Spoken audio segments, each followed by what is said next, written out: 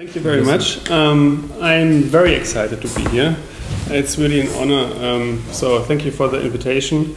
I'm really looking forward to the discussion and to hearing what your comments are. I'm presenting part of a broader project, which is the critique of Juridicism. And with Juridicism, I simply mean that we have come to see or to understand ourselves predominantly as legal subjects. And what I want to show in the project I'm working on right now is that there's something wrong with that. And I'm kind of proposing an ethical critique of legalism or juridicism. And my talk today will be mainly about Hegel, but I hope I will be able to show that it has some political or social relevance today. I'm going to start off with a short clip from a film. It's a conversation between Michael Moore and Charlton Heston, who was at the time the chairman of the National Rifle Association in the US.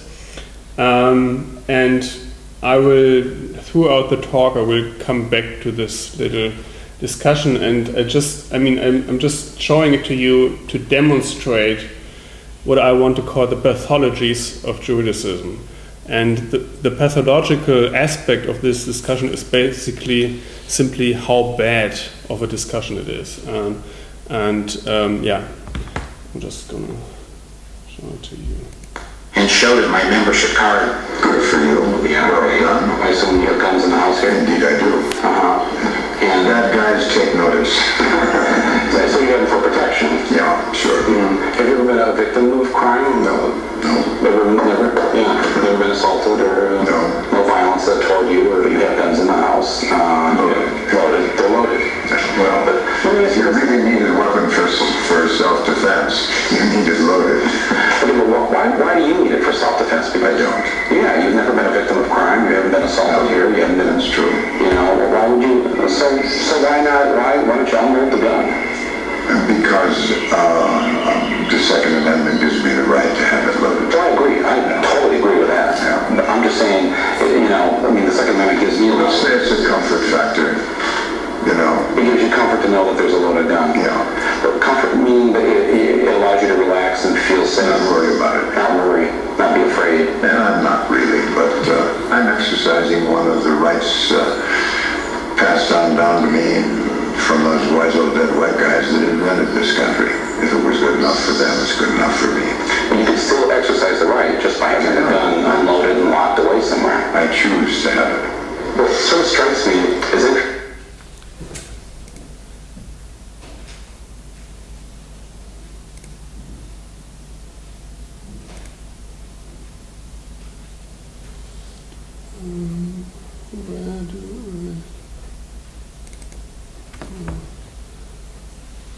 Somebody know? F5. Oh, thank you.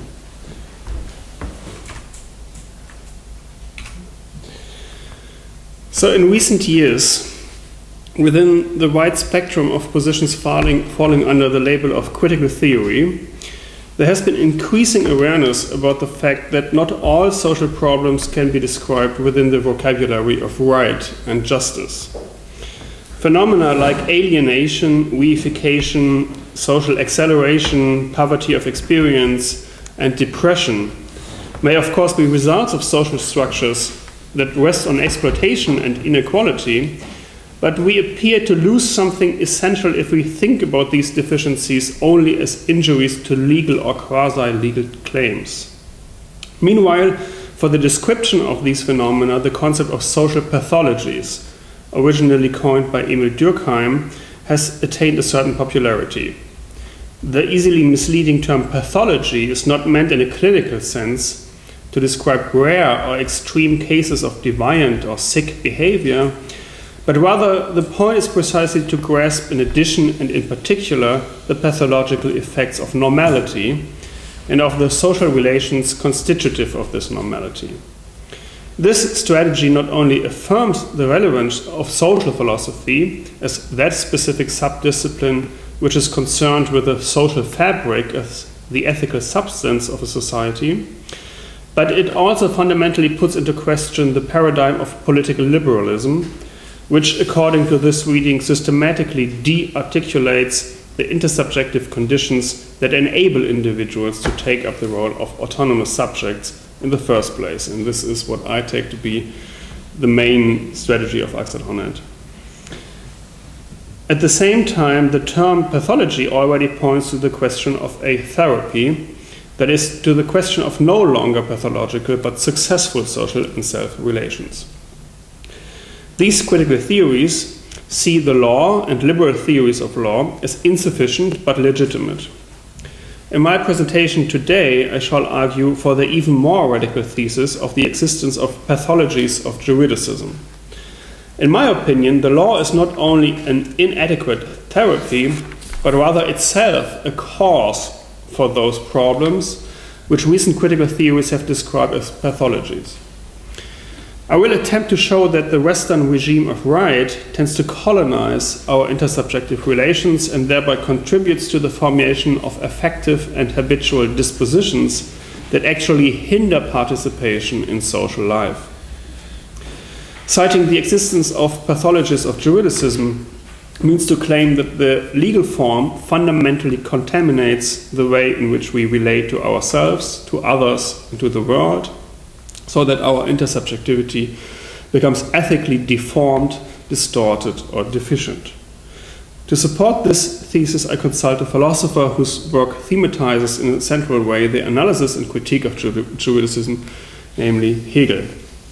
Reference to the dialogue between Michael Moore and Charlton Heston should serve to exemplify pathologies already diagnosed by Hegel and to underline the contemporary relevance of this critique. Hegel provides an historic and a systematic theory for the pathologies of juridicism. The historical theory specifies a date for the origin of abstract subjectivity of right, namely Roman antiquity.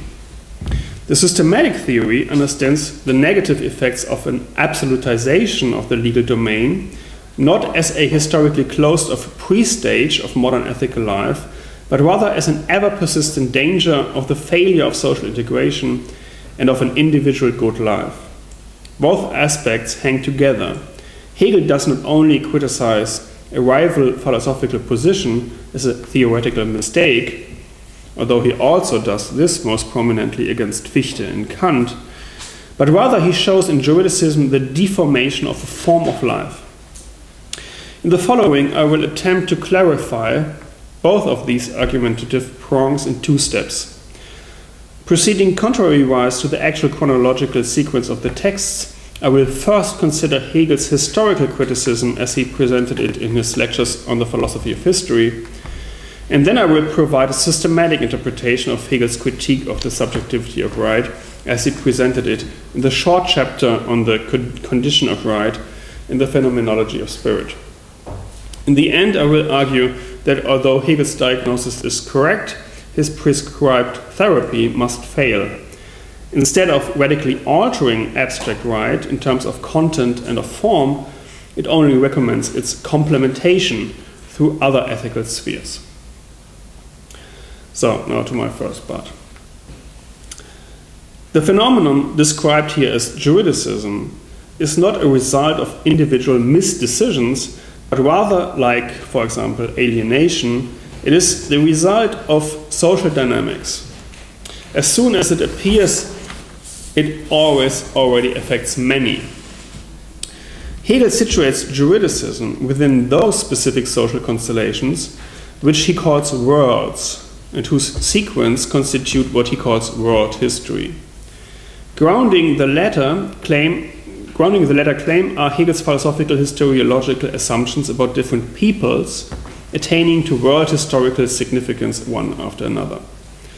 The world of a people is determined by a number of coordinates, including, among others, hegemonic cultural patterns of meaning, normative horizons, a set of permitted and available affects and emotions, an epistemic regime, and a specific political design to institutions which produce specific effects on individual mentalities and orientations of actions, as well as find parallels in art and religion.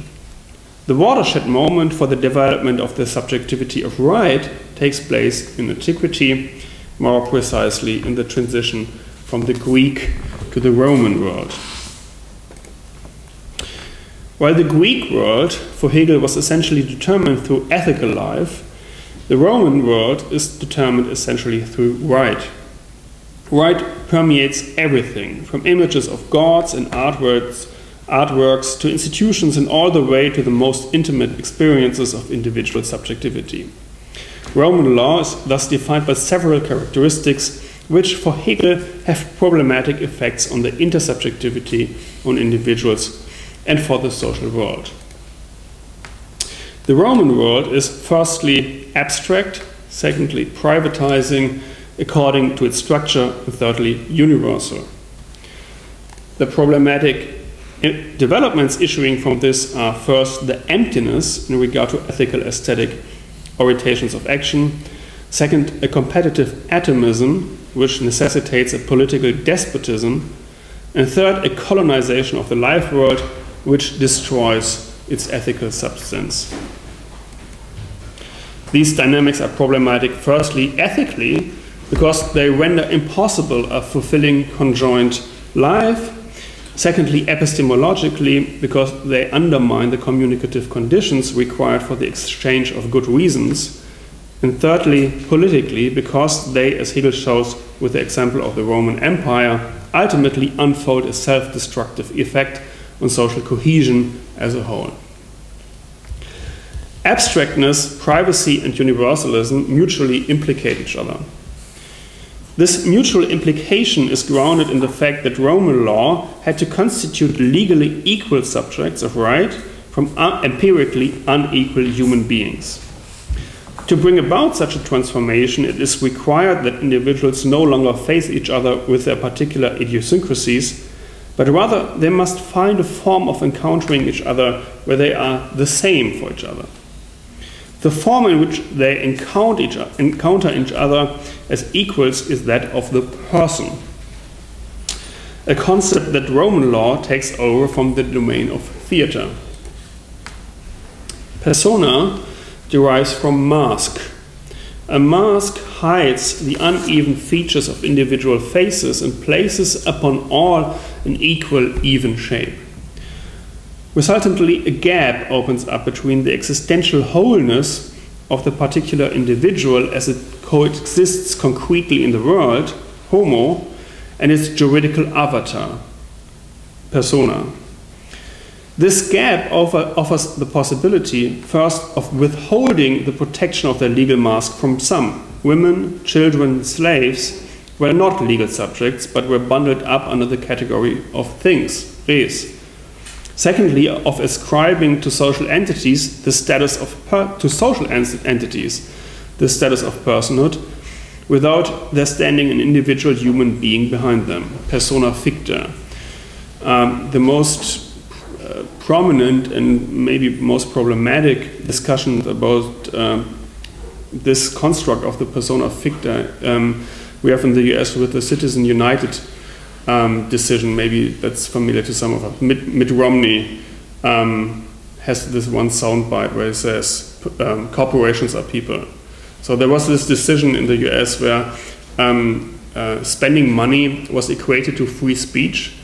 So if you consider corporations to be people, they can spend as much money in campaigns as they want, and which obviously has problematic effects. So this is, I would argue, already implemented. It's already the potential of this very concept of persona, to put a mask on the concrete individuality. The institution of personhood produced a completely opaque space in which one member of the community was inaccessible to another. In public, consequently, individuals did not meet each other under the sign of their full-bodied existential presence. The Romans, Robert Bernasconi correctly writes, were world historically the first people who upheld it as a virtue to enter the political arena only with a mask. Hegel calls this type of masked subjectivity interiority.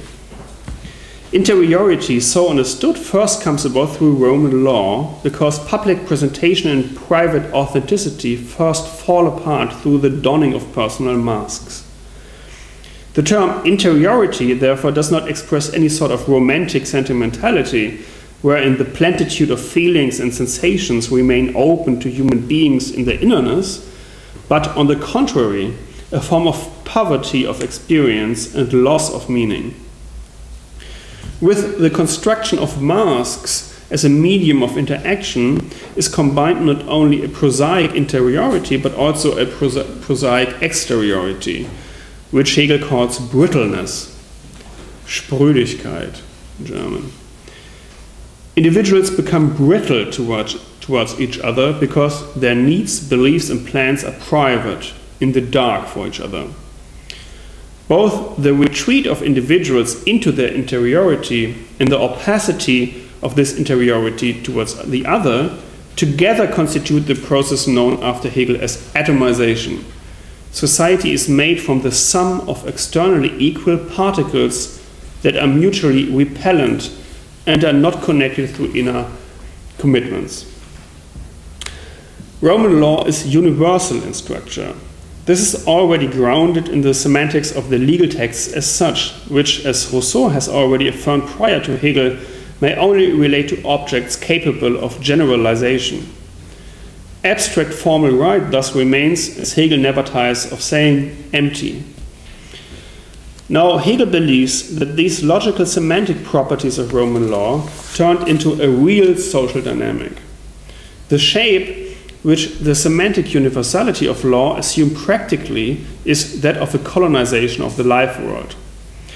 The indifference that law bears to the particularity of the individual human being and to its particular matter is deployed in such a way that it affects realms which were not legally regulated prior to this deployment. Hegel's regular example of such colonization is the juridification of love and the family. Hegel sums this up as follows. This commencement of Roman life in savage rudeness, excluding the sensibilities of natural morality, brings with it one characteristic element, harshness in respect to the family relation, a selfish harshness which constituted the fundamental condition of Roman manners and laws as we observe them in the sequel. We thus find family relations among the Romans not as beautiful, free relation of love and feeling. The place of confidence is usurped by the principle of severity, dependence, and subordination. Thus, this juridical regulation of the family relation does not have the sense of bestowing on all humans the status of being subjects of right and the security that comes with it, but rather it makes possible and legitimizes the way in which members of a family are at the behest of the paterfamilias. The result is a formation of what Hegel calls a selfish harshness, an authoritarian character that is a servant on the one side, a despot on the other. Roman law is also as atomistic as it is colonizing. From this thoroughgoing dissociation induced in social life, there follows the necessity of legal coercion. Since individuals are brittle, spröde, that is, repel each other and no longer relate to the Commonwealth as a common project wherein they can actualize their own essence. You know, this is what Hegel thinks was the case in the Greek polis. That there was a true identification of the individual and the Commonwealth. And now in the Roman world, we are all separate individuals and we cannot no longer identify each other or with the Commonwealth. And therefore, we need an exterior bound that binds us together. That's Hegel's view of the Roman law. So as they can no longer relate to the Commonwealth as a common project, they must be put together externally, violently. Coercion, therefore, is no constitutive characteristic of right as such, but a functional requirement of a specific historical situation in which individuals cannot avail of any satisfactory resources for bonding together whereby they could compensate or even suspend the dissociative effects of right. In Rome, Hegel holds the ethical substance was eventually so corroded that only coercion could prevent the state from falling apart because no common points of reference were to be found. Whereas the adequate mode of governance in the Greek polis was still democratic, in the Roman state it became despotic. The interplay of atomism and despotism reaches its peak ultimately in imperial rule, which coincides with the efflorescence of private right. Individuals as legal persons reign supreme within the framework of their private will, but let public matters, the res publica, fall into rot. And that you can see here, total decadence. People were partying all the time, and nobody was still caring about the res publica. I come now to my second part. In the lectures of the philosophy of history, Hegel had sketched a universal social history which presented the history of the West in the form of a sequence of world historically significant peoples in their world. In the phenomenology of spirit, Hegel detailed the microstructure of a subjectivity that is pathologically juridical. In the only 5 pages long chapter on the condition of right, Rechtszustand, Hegel produces analogies between the stages of legal subjectivity and those of self-consciousness. It falls under the logically sequenced ancient philosophies of Stoicism and skepticism and the unhappy consciousness, but I'm not going to talk about that here, it's too complicated, to present analogues for the consciousness of right. While Stoicism and skepticism indeed came to be as a philosophical positions in ancient Greece, according to Hegel, they first came to be socially significant or paradigmatically real forms of life in Rome. For Hegel, to be a person means to be a Stoic. Both the Stoic bearing as well as existence as a legal person are distinguished by renunciation of worldliness. In the course of the phenomenology, Stoicism succeeds the experience of mastery in slavery as conceptualized in the context of the development of self-consciousness. Stoic self-consciousness does attain a form of freedom because it makes itself independent from reality and hence from all master-slave relations. However, insofar as the Stoic holds mastery in slavery as irrelevant, he forgoes both the satisfaction of being a master as well as the self-actualization through work as the slave can experience it. Indeed, the Stoic renounces all corporal, sensible experiences and reduces his whole existence to thinking. Through his indifference, he thus also allows the master-slave relation to subsist. Hegel's goal is to show that the Stoic attitude immediately leads to an apathetic indifference to the quality of ethical reasoning and eventually gets entangled in self-contradiction. This is due to the fact that the professed emptiness of content underhandedly does lead nevertheless to inclusion of content. For by turning away from the manifold of worldly stuff, thinking itself becomes the inevitable content and is accordingly fetishized. Stoicism, Hegel writes, therefore was perplexed when it was asked for what was called a criterion of truth as such, that is, strictly speaking, for a content of thought itself. To the question, what is good and true, it again gave for answer the contentless thought, the true and the good shall consist in reasonableness. Thinking itself becomes something given to itself. A stranger to itself, it becomes a fate. By the subject's withdrawal into its own thinking, in order to free itself from the heteronomy of the world, thinking itself transforms into heteronomy, into an imprisonment. The self-identity of thought does not produce anything other than mere form without content, and in the last instance amounts to mere tediousness.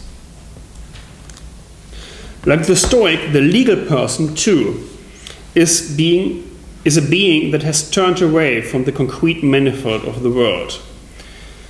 You know, that's his strategy. He shows that being a legal person is the same as being a Stoic, and since he can philosophically defeat Stoicism, he can also philosophically defeat legal personhood. You know, this is Hegel's general strategy. So, like the Stoic, the legal person too is a being that has turned away from the concrete manifold of the world. Hegel describes this thus: personality, then, has stepped out of the life of the ethical substance. It is the independence of consciousness, and independence which has actual validity. The non-actual thought of it, which came from renouncing the actual world, appeared earlier as stoical self-consciousness. Just as this proceeded from lordship and bondage, as the immediate existence of self-consciousness, so personality has proceeded from the immediate life of spirit. What was for Stoicism only the abstraction of an intrinsic reality is now an actual world. Stoicism is nothing else but the consciousness which reduces to its abstract form the principle of the condition of right and independence that lacks the life of spirit. At first, this statement is confusing, and maybe it remains confusing, but I try to interpret it. Hegel says that Stoicism renounces the actual world, but he says then that the condition of right is now the actual world. However, Hegel does not mean that right has, so to speak, cured the deficiency of Stoicism, and that now that is actual which was previously non-actual. Hegel wants to say that the renunciation of reality, which was only a theoretical inner attitude for Stoicism as a philosophical school, now became manifest in the social and political world. To be a legal person thus means to be actual and non-actual at the same time. One is actual because the socio-legal entity as which one feels oneself to be exists, in fact. We are actually legal persons. But at the same time, one is non-actual because this mode of existence nonetheless signifies an aversion to the sensible wealth of the world. Like Stoicism, right does not overcome mastery and slavery, but it nonetheless contains a certain form of freedom. Right, too, leaves intact the economic relations external to itself, the persistence of mastery and slavery in the form, for example, of class conflict. But right also makes possible a form of interiority and inaugurates the possibility of indifference to every domineering relation. The form in which right actualizes interiority, which the Stoics had performed as a subjective attitude, is the private power of choice behind the mask of legal personality. In this way, legal freedom parallels Stoic freedom. It makes possible a retreat into the private domain at the cost of worldliness. Freedom is purchased through a renunciation of ethical life. The individual as legal person, as Hegel puts it, is not tied to a richer or more powerful existence of the individual as such, nor again to a universal living spirit, but rather to the pure one of its abstract actuality. Here, the terms richer and more powerful are ethically perfectionist concepts. Hegel criticizes formal right for denying human beings access to the intensity and fullness which constitutes a good life, and instead reducing it to a pallid actuality of their sheer personality. The philosophical justifications of Stoicism and of abstract right are identical in their tautological tedium. To the question of the criterion of justice, liberal legal philosophy always gives itself as the answer. The true and the good should lie in right. And this is also what Charlton Heston says: those rights were passed on to me. If it was good enough for them, it's good enough for me. No, there's no reason there. It's just right is good, period. Very Stoic argument. Thus, just as Stoicism, indifference to the world, finds its radicalization in skepticism, complete rejection of the world, so does for Hegel legal personality likewise finds its escalation in a kind of skeptical self-consciousness. For skeptical consciousness, a forgetfulness of the presuppositions of one's own existence is essential, because it negates the outer world. It experiences its own freedom as given and preserved by itself, and it de-articulates the genetic process and the social conditions of existence. Here too Hegel detects a self-contradiction, which consists in the fact that skeptical self-consciousness denies the significance of all that is outer, but at the same time exists deeper within the world. Hegel's criticism of Stoicism was ethical. Through her indifference to ethical goods, the Stoic is spared a fulfilling life. His criticism of skepticism is epistemological. The skeptic is blind to good reasons, because for him everything outer counts equally for nothing, and he constantly contradicts himself performatively in this negation. It does not get around to anything more than rambling, this is quote Hegel, and all conversation with him is no more than a scrabbling. Charlton Heston can be seen as a modern skeptic, who does not maintain or defend any of his own claims, because he immediately retracts every statement. He needs weapons for self-defense, and yet he does not need them. He feels unsafe without them, and yet he doesn't feel so either. The skeptic can, as Hegel says, only resolve all matters of debate dogmatically, because he always produces his criteria from his own self. And this is the last sentence that Charlton Heston gave, is, I choose to have it. You know, this is the final point of reference. Why do you need guns? I choose to have it. You know, there's no additional argument needed. The analogy of skepticism and right consists in the absence of criteria that results from abstraction. Directly connected with this is the loss of any further criteria, which leads to a radical arbitrariness towards content. Just as skeptical self-consciousness, even to the point of self-contradictoriness, has lost every criterion of justification for its claims and desires, because it simply negated the meaning of the world, so legal subjectivity, too, had freed itself from the substance and content of ethical community and changed into an existence whose reality is only a contingent existence and essentially a process and an action that comes to no lasting result. To describe an individual as a person, Hegel concludes, is an expression of contempt. I come now to my final section, which is shorter. So to conclude, Rome has established freedom by means that actually simultaneously undermine it. One can conceptualize this process as an irony of history.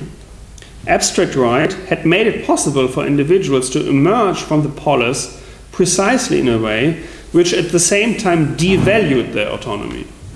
How is this to be understood? For Hegel, the irony of juridicism has two dimensions, one ethical and one political.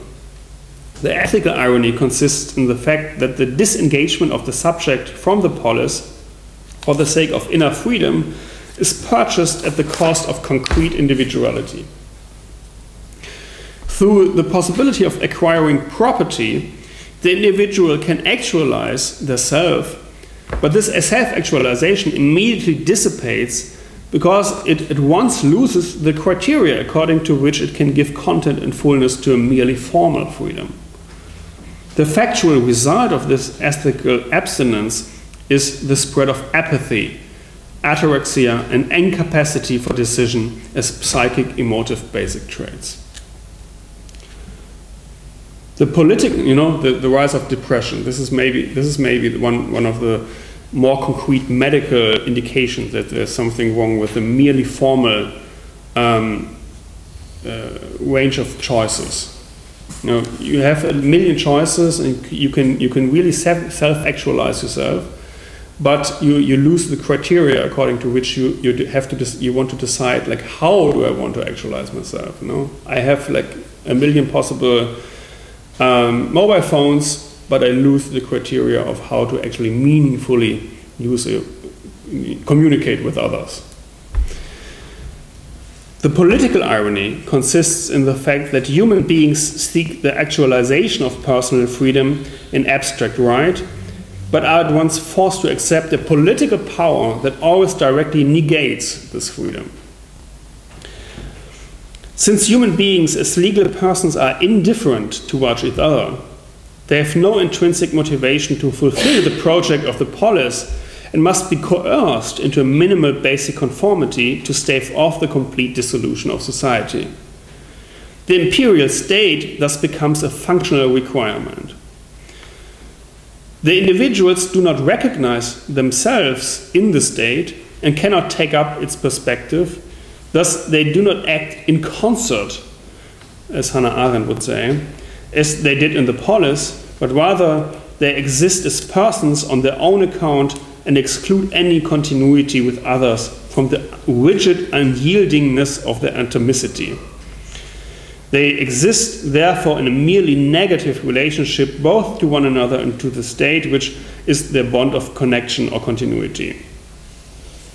You know, this is also, I think, there's a very important relevance to this point of critique, especially if we look at the American discourse, and especially the libertarian discourse, for example, advocated by Charlton Heston. You know, there's a very strong emphasis on individual rights. You know, get off my property. I don't have to tell you. I'm against the state. And this, you know, strong emphasis on individual rights comes with a heavy investment in the state apparatus. You know, at the same time, the biggest part of the US budget is the defense budget. And both these points hang together, you know, because there's no bond that connects us anymore. Inherently, we need this outer external coercion that bonds us together. And this is what Hegel showed with respect to the Roman imperial society, and I think this can be actualized if we look at many of the contemporary capitalist societies, and especially the United States. However, that a process miscarries, ironically, does not mean that one is supposed to not even try. Hegel provides a historical and a systematic reason to show why abstract right, despite all his criticism, should not be abolished. Also not, as Marx put it, wither away. The historical reason states that a return to the organic harmony between subject and community in modernity has become impossible. The polis, the Greek polis, is irrevocably lost because the legal and economic centrifugal forces have become too strong in reality to be hauled in. This is why today pleas to maintain the political structure without force appears unrealistic. The systematic reason states that right has become a constitutive sphere of freedom and an elementary dimension of a successful development of identity. Legally guaranteed interiority and hence the possibility of acquiring property are what makes us into subjects, which actualize themselves in things. Hegel's method of dealing with this contradiction, on the one hand to criticize juridicism, on the other hand not wanting to abolish right, is to interpret his own diagnosis of irony dialectically. Abstract right, in the context of a dialectical interpretation of ethical life, is relativized to a stage of a genetic process or to a moment or potency of a well-balanced total system of a society. To maintain this view, however, Hegel must claim that it is in principle possible to apply abstract right in accordance with form without it being the case that it establishes a regime of universal contempt, which means without degenerating into pathologies of juridicism. In the philosophic historical lectures, Hegel accordingly says, While the Romans have thus bestowed upon us a valuable gift in point of form, we can use and enjoy it without becoming victims to that sterile understanding, without regarding to it as a ne plus ultra of wisdom and reason. They were its victims, the Romans were its victims, living beneath its sway, but they thereby secured for others freedom of spirit, that inward freedom which has consequently become emancipated from the sphere of the limited and the external. In order not to become victims ourselves to a legal sterile understanding, we should, according to Hegel, compensate for the negative effects of juridicism by the acceptance of other constitutive spheres. The dominance of the legal form, but also that of morality and so on, then is problematic precisely, but only when it suppresses other constitutive forms of relations among human beings. This is also what Axel Honneth is doing in his latest book, Freedom's Right. He criticizes legal freedom, but only to say, well, it has value, but only it needs to be mitigated somehow. We need to add more spheres, and so we have like a complete picture there. The therapy for the pathologies of juridicism, which is a cure for Charlton Heston, then consists for Hegel not in a surmounting of right, nor at all in its alteration, but rather in a reflective representation of all stages and moments of relative freedom, which constitute the social conditions of fruitful self-actualization only in their being taken together as an ensemble. If, to begin with, this is understood in individual terms as the spiritual reenactment of one's own process of development towards positive freedom, then there corresponds in social terms an institutional arrangement in which each of the single ethical dimensions play their appropriate part.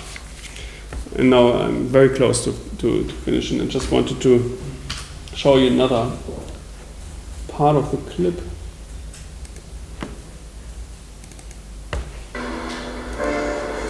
I wasn't aware of that. It canceled the... Maybe not horrible tragedy. Why do you go to replace? So what happens now in the conversation is Michael Moore tries to get Charlton Heston to apologize. The NRA held a rally in the same town where a rampage took place like a week ago. So like, I don't know, 10 school children were shot, and the NRA decided to do a rally in that very town. And now Michael Moore wants Charlton Heston to apologize for that. And he repeatedly asks him, do you want to apologize? Do you want to apologize? But Charlton Heston refuses, and he says, no, I'm not going to apologize. It's my right. I can hold rallies wherever I want. And this looks like... Exactly, have these horrible tragedies. I'm a member of your group here. No, I'm afraid we don't agree on that. Do you think it's okay to just come and show up at these events? You don't think it's okay?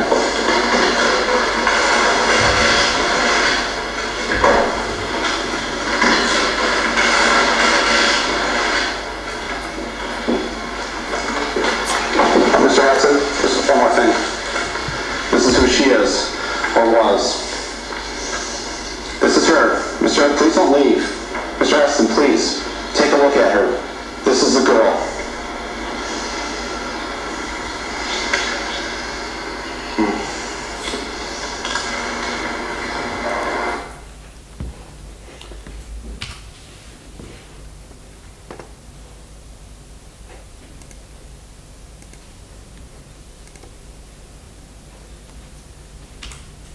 Oops.